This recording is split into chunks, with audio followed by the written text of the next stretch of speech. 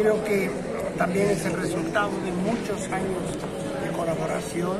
Yo sumo ya 17 años de andar cerca del presidente y la ONU, pues, con todos sus problemas y defectos que pueda tener, es la más importante organización multilateral que cuenta el mundo para buscar la solución pacífica a conflictos, para evitar situaciones como las que está ocurriendo ahora en Gaza. Por cierto, la embajadora de Israel le hizo una crítica al presidente de la República, porque según ella no ha condenado enérgicamente a Hamás. Pero ¿usted qué opina de esa postura? Yo no estoy de acuerdo. Me permito diferir de lo que ha expresado la embajadora. En primer lugar, sí ha habido una condena muy clara por parte de México en contra de cualquier acto terrorista, ¿no? Esto está en el documento que emitió el gobierno mexicano el domingo por la noche. Pero de eso a que tomemos partido por una de las partes en conflicto es otra cosa.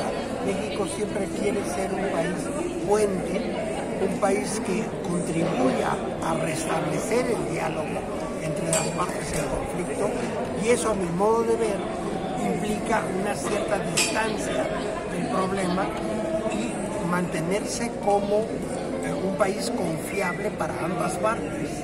Si tomamos partido de manera dramática por una u otra de las partes, perdemos credibilidad como posibles vínculos. Porque además pedirle a México que se pronuncie a favor de Israel sería dejar de lado al pueblo palestino, que es el tercero, que el pueblo palestino no es Hamás. Exactamente, se trata ahora de una organización como es Hamás, no necesariamente del gobierno palestino. Oiga, senador, ¿no cree que este posicionamiento del gobierno afecte las relaciones bilaterales que tiene México con Israel, sobre todo en el tema de extradiciones que ha solicitado el país? No, mire, son dos cosas totalmente diferentes. Yo creo que una cosa es la relación bilateral, porque nosotros en efecto hemos estado esperando por mucho tiempo ya que Israel regrese a México a individuos que han cometido graves delitos en años pasados. Y por otro lado está el deseo de México de contribuir en la medida de lo posible a ser un país, como digo, puente entre naciones o entre sectores de naciones en conflicto. Hacia acá, senadora, las cámaras, por favor. Para que no, insisto, son dos cuestiones completamente separadas.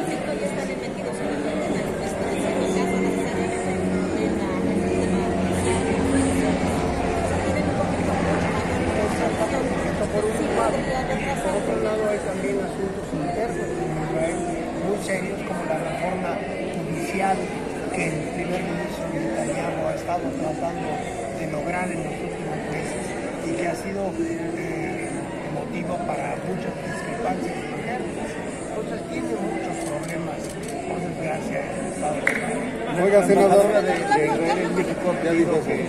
Pero ya viendo víctimas, senador, de mexicanos, o sea, que están siendo rehenes también, ¿no sería prudente que México fijara una postura un poco más firme, digamos? ¿Pero en qué sentido? Digo, hay rehenes mexicanos. El gobierno mexicano ha estado haciendo desde el domingo pasado, si no es que desde el sábado, un esfuerzo inmenso por recuperar tanto a los ciudadanos mexicanos que estaban en Israel, aunque no estuviesen de manera alguna involucrados en ese conflicto, como contra...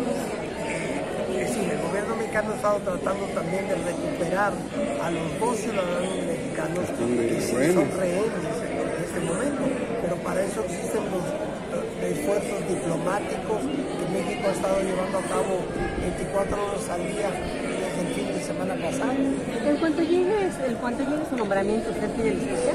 Sí. ¿Habló con el presidente? Claro.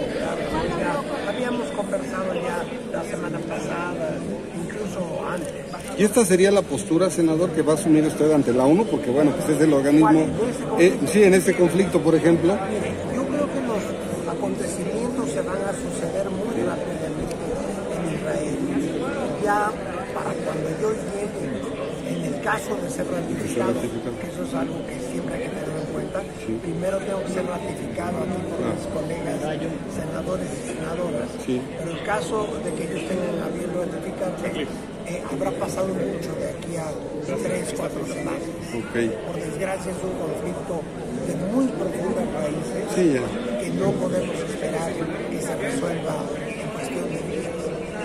Por el contrario, probablemente por desgracia se agudice el conflicto. Senador, es claro que el grupo terrorista no representa al pueblo palestino, pero hay una narrativa mediática que oculta, por ejemplo, los campos de concentración del pueblo palestino, un muro que divide, que se le retira su territorio. ¿Cómo lee esto usted? De ambos lados hay quejas muy diversas y que ya vienen de décadas, ¿no? No son cuestiones de los últimos días ni de los últimos años siquiera. Por lo menos desde 1948 ha habido un enfrentamiento y una disputa, digamos, sobre el territorio en que se fundó el Estado de Israel.